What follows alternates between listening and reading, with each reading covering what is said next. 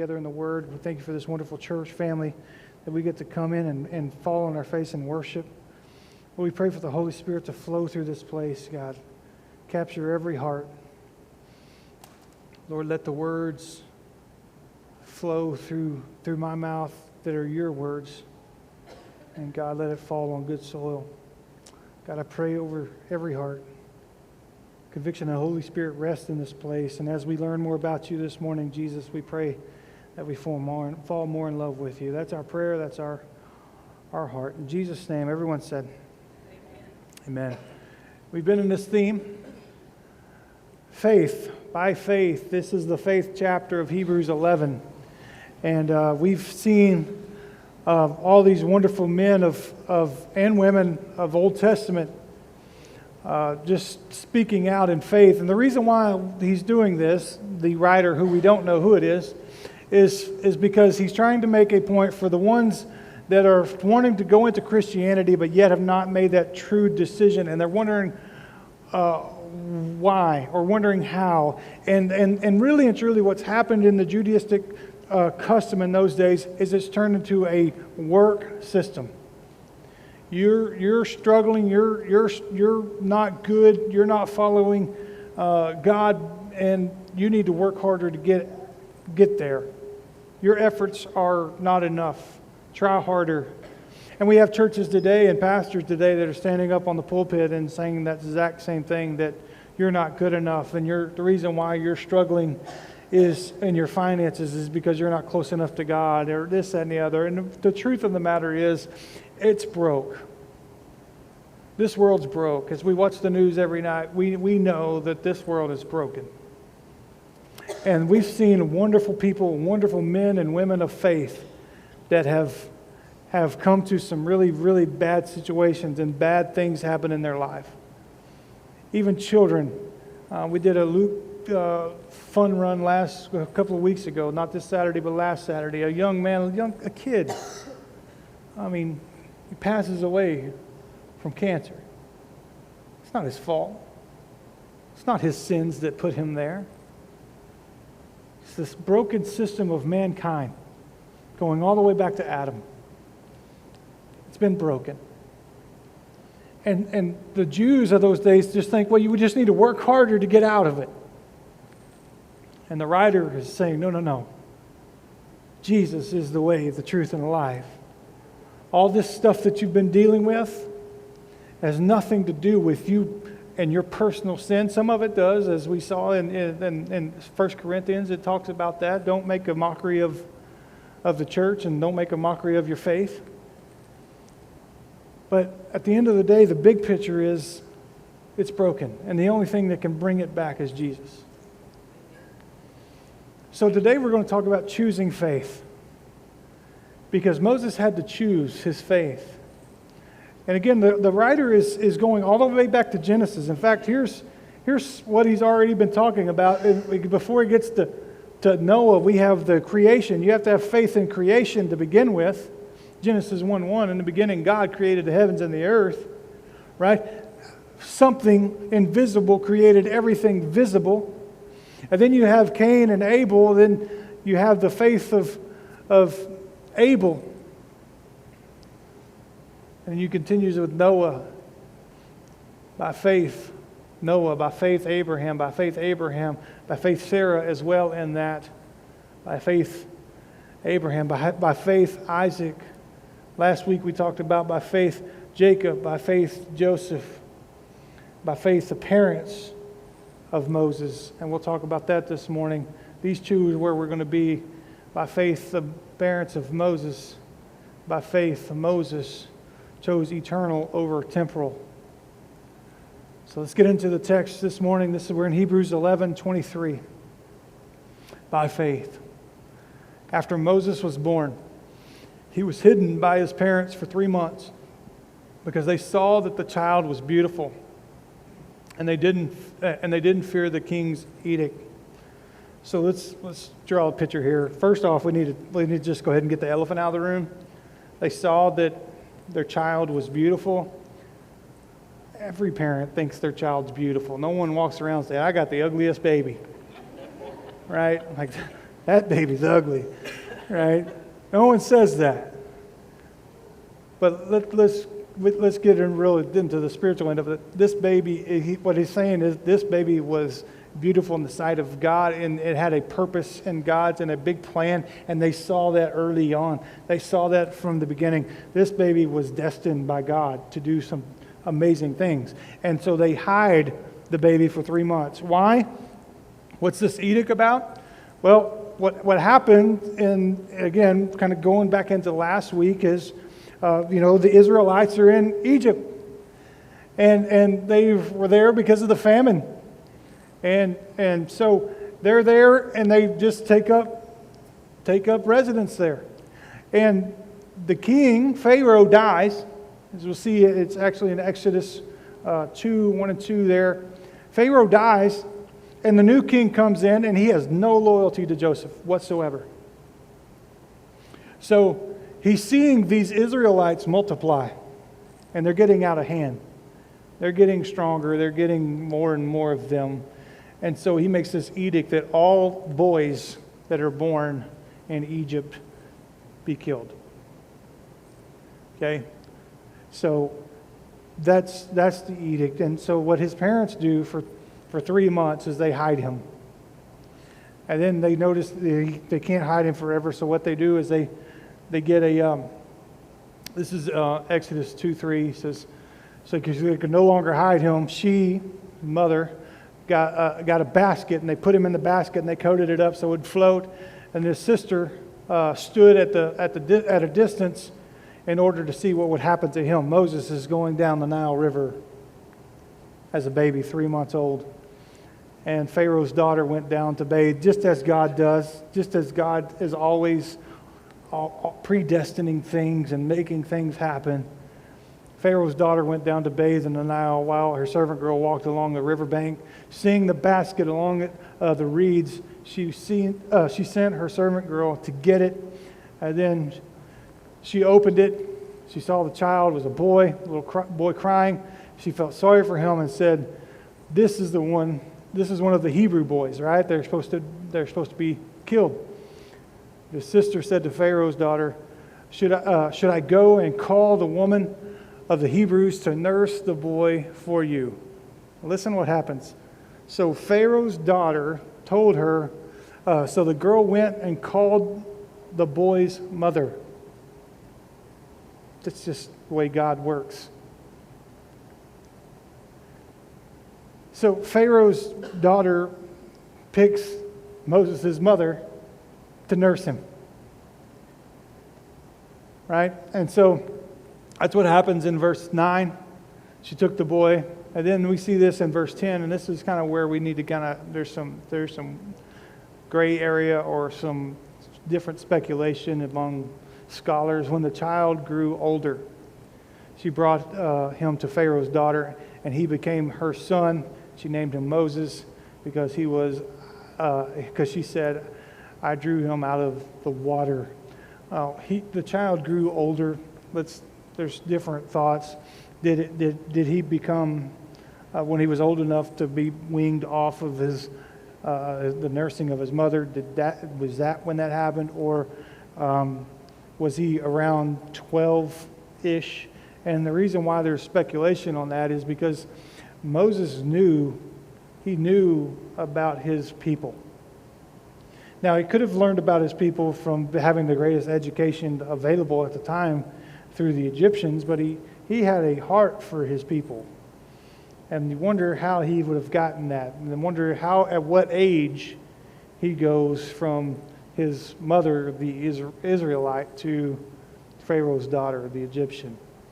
So just food for thought there. Don't know, but it's curious to think about. And then we back into Hebrews here. So that's how Moses became in the Pharaoh and the Egyptian ruling family. By faith, Moses, when he had grown up, refused to be called the son of Pharaoh's daughter. And again, that kind of gets back into that what we were talking about a while ago. He refused. He had a heart for his people. And we continue in verse 25. And he chose to suffer with the people of God rather than to enjoy the short-lived pleasures of sin. And that, again, where we get into the beginning of the text this morning, the beginning of the message is choose faith. He had a pretty good situation there. He had an endless supply of wealth and money and education and desires and pleasures aplenty. He could have done anything he wanted to, whenever he wanted to, how he wanted to. But yet he chose his people, who are slaves to the Egyptians. And he chose to suffer. He chose to suffer. And a question I ask you, kind of the parallel, Jesus chose to suffer in the garden, right? If this cup can pass from me, Lord, please. But he says, not my will, but thine will. He says, I'm choosing your will, God. I'm choosing your will, Father. But he suffered. And it's a beautiful, beautiful shadowing or foreshadowing of the cross in this. Moses, who had everything, chose to go down to a slave. Philippians 2. God, Jesus Christ himself, right? Didn't consider himself to be equal with God, something to behold. But what? He went down as a slave and to serve and to be obedient to the Father, even to being obedient to death on the cross. Why? Because there's bigger things at play. There's bigger things at play in Moses' life, right? There's bigger things, I think, and if I say this, and I mean this from our congregation and in your personal life, there's bigger things in your life. There's bigger things at play in your life than you see. There's bigger things in your life than you really can grasp. And I want to encourage you, stay close to God. Keep pursuing God. Choose God. Choose the things that God would want for you. And I encourage you guys, because there's so many things in this world that are shouting at us. A still small voice. Come to me. Come to me. Because he has a purpose and a plan for your life like you would not believe. And we're going to see this. It doesn't matter how old you are. It doesn't matter if you are a child or you're in the senior department, whatever you want to call it. God still has a purpose for your life. Moses is 80 when he goes and talks in the burning bush speaks to him. He's 80. Okay? He did a lot right after that, didn't he? Choose to be with God's people. Choose to serve with God's people. For he considered the reproach, right? He knew the weight of this because of the Messiah, Jesus Christ, to be greater wealth than the treasures of Egypt, since his attention was on the reward. I love that last part. Where is your attention? Really, what is your focus? What are you really focused at in your life? Is it a better job? Is it a bigger house? Better car? More land? What at the end of the day? What really has your focus? What has your attention?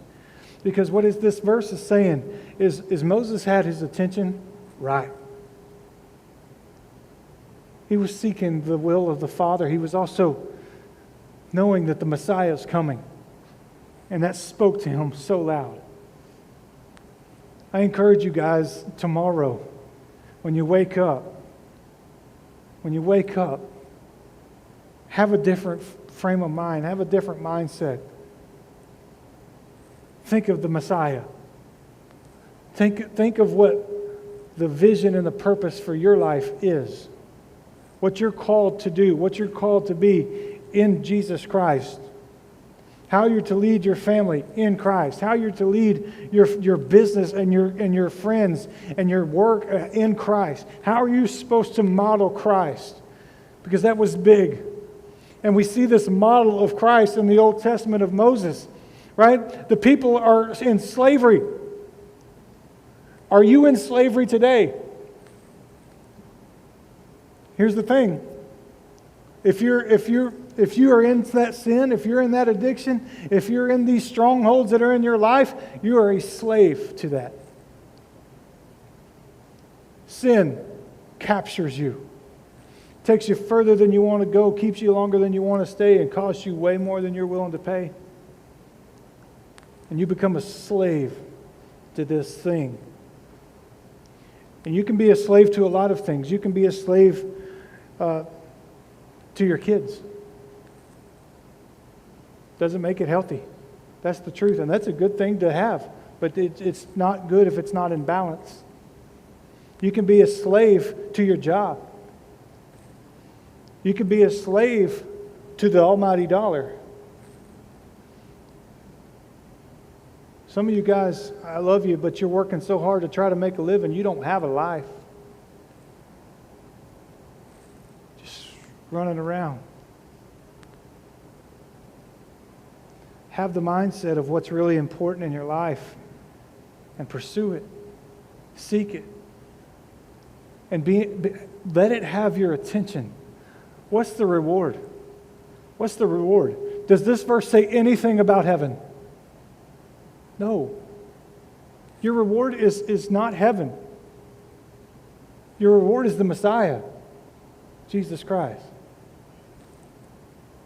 We continue now. Let's get into really what happened in the text, so you kind of can connect some dots here. Years later, again, we don't know, but it's a while back. It's actually, I do know, it's 40. He's 40. Okay? He's been taught, he's been educated, he's been schooled by the best schools in Egypt. I mean, he is a really impressive guy. Years later, after Moses had grown up, right, he went from his own to his own people and observed their slavery, their forced labor. And he saw an Egyptian beating a Hebrew, and that's commonplace. That's what they do, right? One of his people. So this is what he does. He looks around. He doesn't want to see any witnesses. He doesn't want to, and this is what he does. He struck the Egyptian, right? He struck him dead and hid him in the sand. Amazing that the guy that's going to come down with the law that says, "Thou shalt not kill," kills an Egyptian. He looks around and he says, so he kills him. So the next day, this is what happens. This is Stephen's version, or this is Stephen's interpretation in Acts 7 about this incident, and this is how we get the year here, or how old he is. As he approaching the age of 40, right, Moses, he decided to visit the brothers of Israel, right, the Israelites. And then when he saw one of them being mistreated, he came to his rescue and avenged the oppressed man by striking down the Egyptian. That's what we just read in Exodus. He continues. This disclosure, Moses fled, right? And this is what happened in the fleeting. The next day he comes back, and a couple of Hebrews are arguing with each other. And Moses tries to intervene and say, "Hey, you guys calm down." And one of them looks at him and says, "What are you going to do? Are you going to kill me like you killed the Egyptian?" And then immediately, like, Moses is like, okay, there's people know. People know. The hiding in the sand didn't work. So this is what he does. He fled, and he became exiled to the land of Midian, where he fathered 2 sons. After 40 years, now he's 80, right? An angel appeared to him in the wilderness of Mount Sinai, a flaming burning bush. Just for you guys scoring at home, here's Midian over here, and then there's Sinai here, and again, Egypt's over there, and so Jericho and all this is up here. So just to give you some reference of what he's talking about and where he was. He fled from there down to here, and that's where God talks to him through the burning bush. Right? Not going to go into a lot of detail there because that's a whole story in itself. Now back into Hebrews 27. He says, by faith he left Egypt behind, right? Where we just talked about. And being afraid of the king's not being afraid of the king's anger, for Moses preserved as one who sees him who is invisible. He sees God. His main concern is God. It's not about the Pharaoh king, the one, he's not scared of dying, right? And this reminds me of this verse here, and I think it's important to put in there. Don't fear. And again, this is especially in these end times. And guys, we're in the end times. If you don't believe it, you got your head in the sand, or you're naive or something. We're in the end times, guys. We're close. And I just want to empower you with this verse. Don't fear those who kill the body and are unable to kill the soul. Don't worry about those guys. That's exactly what he's saying. I wasn't worried about dying through Pharaoh. Rather, fear him who is able to destroy both soul and body in hell. Worry about those. Worry about God himself. Worry about Jesus Christ, who have your eternal destination in their hands. Right? And so I just wanted to put that out there. I think that's important to see. All right, continue back in Hebrews 28. By faith, he instituted the Passover and the sprinkling of the blood, so that the destroyer of the firstborn might not touch the Israelites. Again, this is God's revenge, if you will. So in the burning bush, he's God speaking to Moses, says, "Go and set my people free." Right? You go. Again, God knew he had a big purpose and a plan for Moses' life. So he goes in boldness and goes right to Pharaoh and says, "Pharaoh, Pharaoh, let my people go." We all know the song, and you're probably singing it in your head. That's okay. So Pharaoh obviously doesn't do that. So he goes into the plagues, and the plagues happen. He says water turns to blood, frogs, then lice, and then flies, and then the domestic animals get sick, and everybody gets boils. Then fire from heaven, locusts, and darkness. And then lastly, what we're talking about in this verse is the firstborn die. Again, what was the edict of the king is the firstborn of all the Israelites will be killed. Well, God says, you know what? I control that, not you. And so he speaks to Moses and says, put the blood over the doors of the ones of the Israelites that had their firstborn, and the destroyer, as the verse says, will pass over the ones that are coated in blood. The ones that do not have the blood, the destroyer will go in and will kill the firstborn. And that was the one that finally sent Pharaoh over the edge. And so they do that, and again, the Passover happens, and they still have that feast very much even today. So Pharaoh says, "Okay, I'm done. I can't handle the flies, can't handle the locusts, can't handle the bloody water. I'm done. I'm done. You know, the lice and the boils over everything, and then you're killing people. Okay, go. Just get out of here. Go." Right? 600,000 men. All right, that's not women and children. So to put it in perspective, there was a large group of Israelites exiting Egypt, right? And then Pharaoh comes to his senses, and wait a minute, that's my workforce. That's my workforce. I got to have my workforce back. And so Pharaoh goes and he's after the Egyptians because they don't know how to fight. They've been second-rate citizens, and they don't. I mean, so he goes after them. Now we get into the verse here in verse 29. By faith, they crossed the Red Sea as though they were on dry land.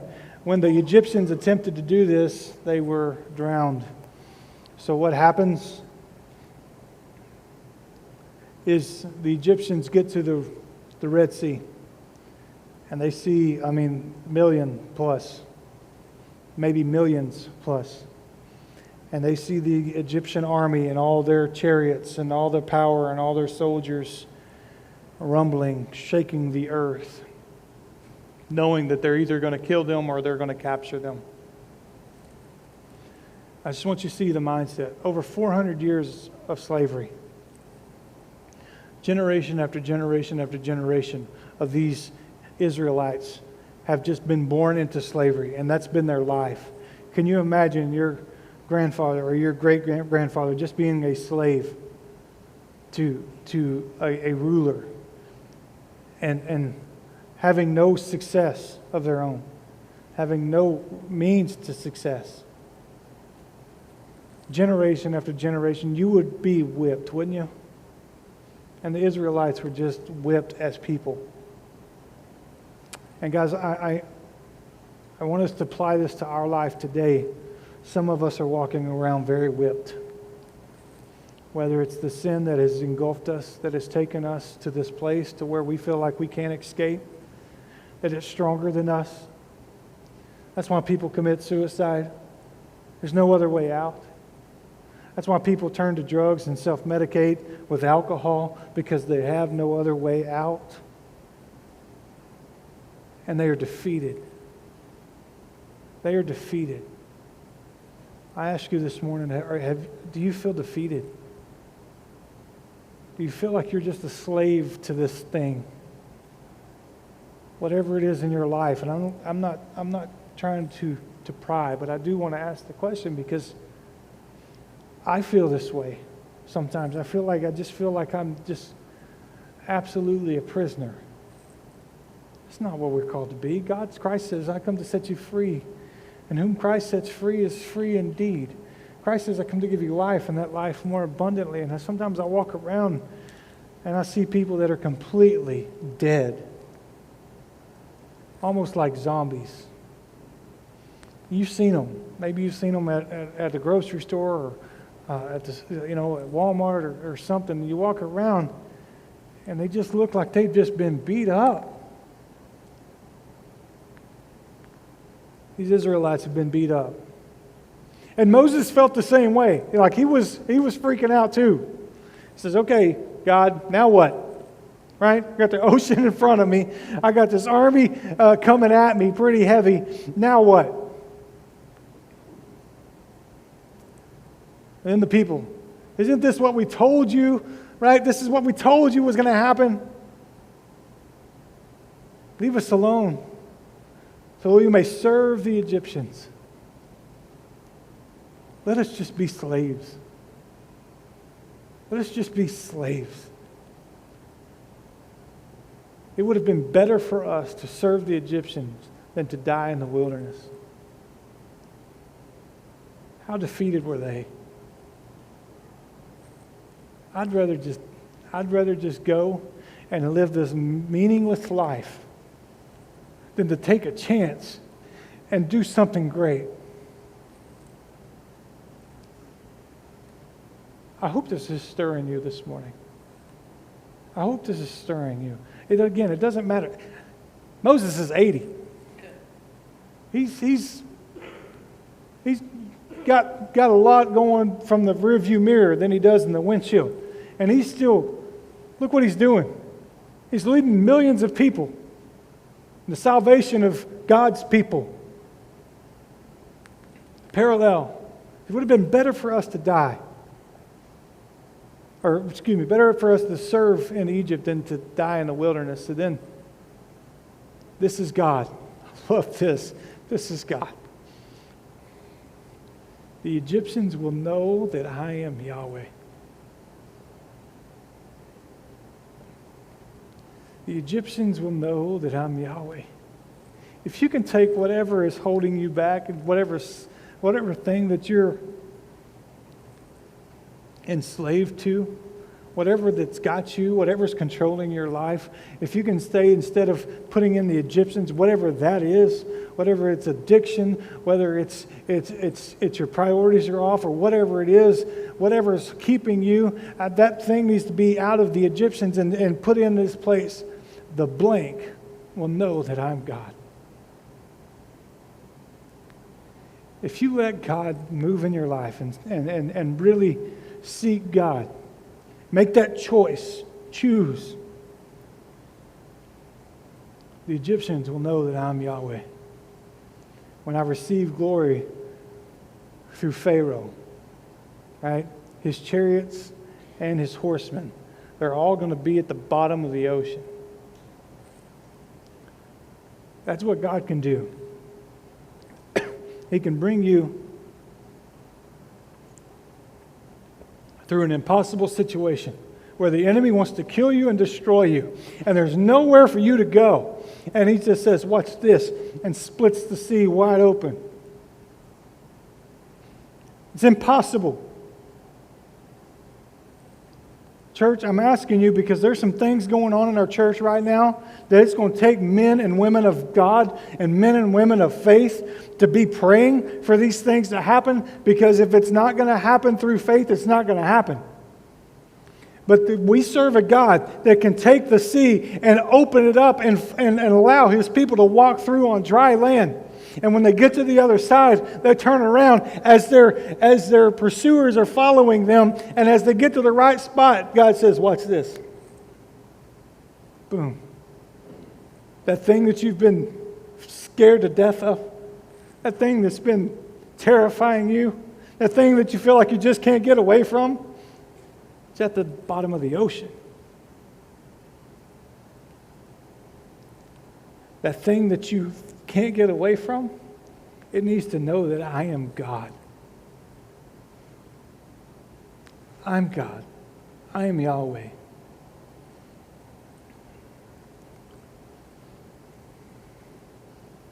Can you imagine that? Guys, if we could see things like that happen in our everyday life, our faith in God would be out of sight. Really and truly. Like if Paul over there just goes over there to the tank and just starts walking on water, if we had water in it, we'd be like, oh, God's doing some things here. Right? But I'm telling you, there's miracles happening every day, and we're just becoming numb to it.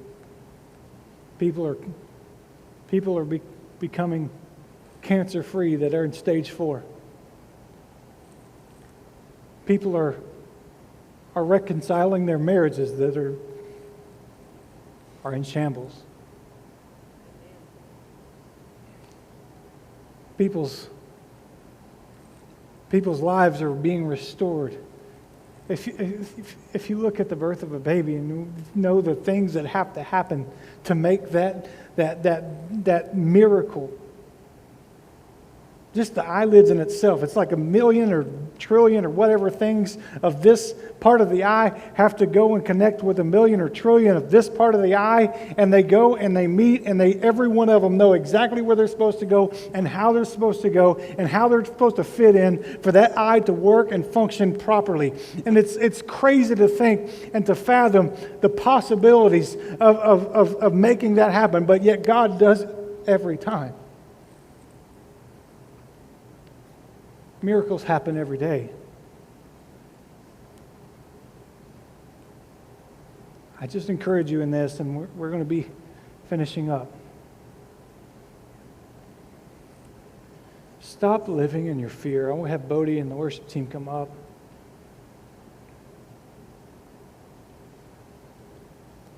And we're going to worship in this song, and then we'll be dismissed. Don't be a slave to fear anymore. Choose to live in faith. And that faith that Moses chose is the same faith that you need to choose. Because, guys, we have a world that wants us to be very comfortable, just as Moses could have been very comfortable. But he chose to be with his people. He chose to be with God's people. And then go and set his people free. I encourage you guys. Some of you are in so much bondage, it's scary. Some of you guys are in so much bondage, you don't even know you're in bondage anymore. It's just part of you. You're walking around and you just have like 15 suitcases on you, and you think that's normal. It's not. Let's not live in fear anymore. Let's be set free. Whom the Son sets free is free indeed. Let's pray. Lord, we love you. We thank you.